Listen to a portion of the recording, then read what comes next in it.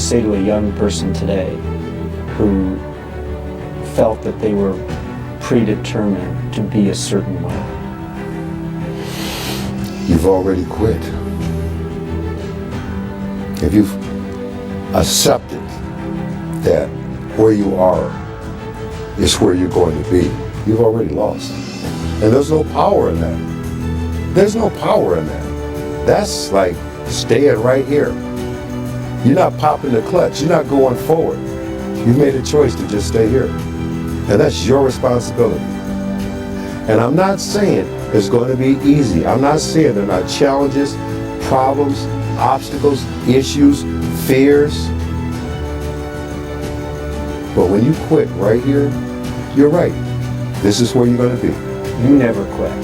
Quitting's not an option. Keep repeating. The consistency is the most difficult thing. Just doing it every day. Yes, every day. Do you ever wake up and you say, I don't want to do it today? I fight against my mind. Yes, sometimes it's happened. We are all human beings. We are not happy every day. We are, not in a good mood every day. It's normal. It's part of us. What do you do to overcome that?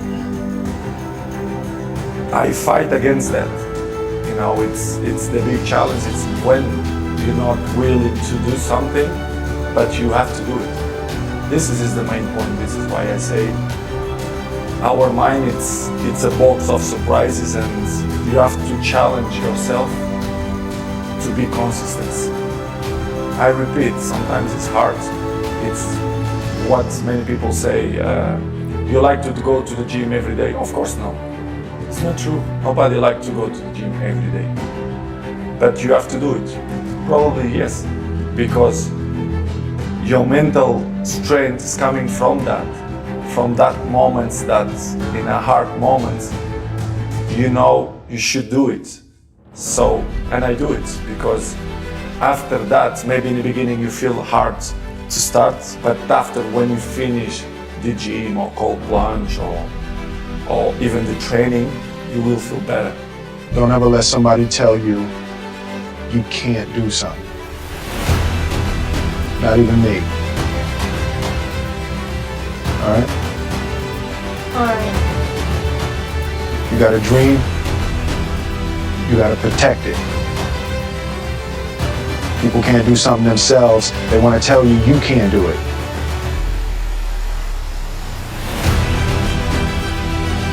You want something, go get it. Period. How do you love yourself, Luis? Because I talk about it all the time. So I made a list of how to love yourself.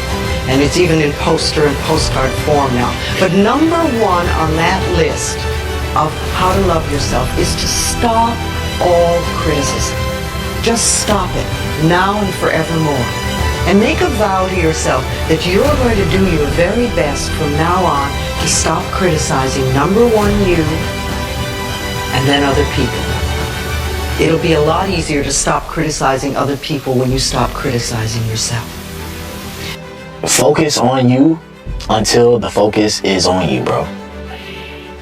I know that, we want the focus to be on us today, but if we put the focus on ourselves, like me, putting the focus on me, giving myself everything I need to be successful, giving myself everything I need to be competitive, giving myself everything I need to be the catch, to be the prize, that's what I'm going to do. When you focus on doing that, fellas, and you don't pay no mind to nothing else outside of your control, you don't pay attention to them paying attention to you.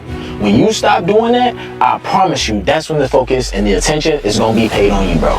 I promise you. Been anything along your journey that you've kind of regretted? And then how do you deal with regret? I mean, individual choices and mistakes, yeah, but ultimately you learn from those. So no. Because even the regrets, the bad things or the stupid things, you learn not to do bad things or stupid things.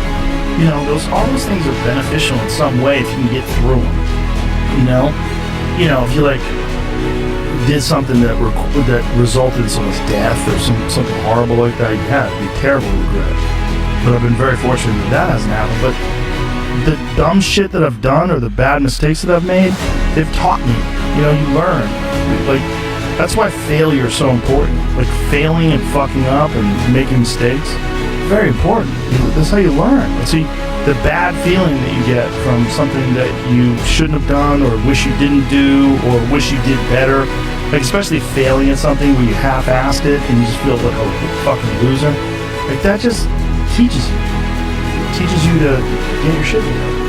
Well, you have such a good ability to learn from those things. Some people, I think, kind of it's just like it gets repetitive for some people. That's dangerous. Yeah, it's dangerous to dwell on past mistakes because people sort of define themselves by the worst moments that they've ever had. And if that's the case, like some people are stuck in high school. You know, they're stuck in failures that they had like when they were first getting jobs, and they always think that they're a loser, and they don't like the feeling of failure, so they keep low expectations so that they never have to feel that. You gotta get through it. You gotta get through bad feelings. You gotta get through failure. It's very important. And you get through it by just picking yourself back up and moving forward and going. But it's hard for a lot of people because that sting, they never get over it, the feeling of failure. And they don't have a good support system, like good friends. Like having a good community of friends is very, very important. Because you can feel like if you've been, a girl broke up with you, and you feel like you're the worst, you're a fucking loser, like you're a piece of shit. But then you go out with your friends and you have a few laughs, and next thing you know you're laughing and you're like, I'm alright. We'll be alright.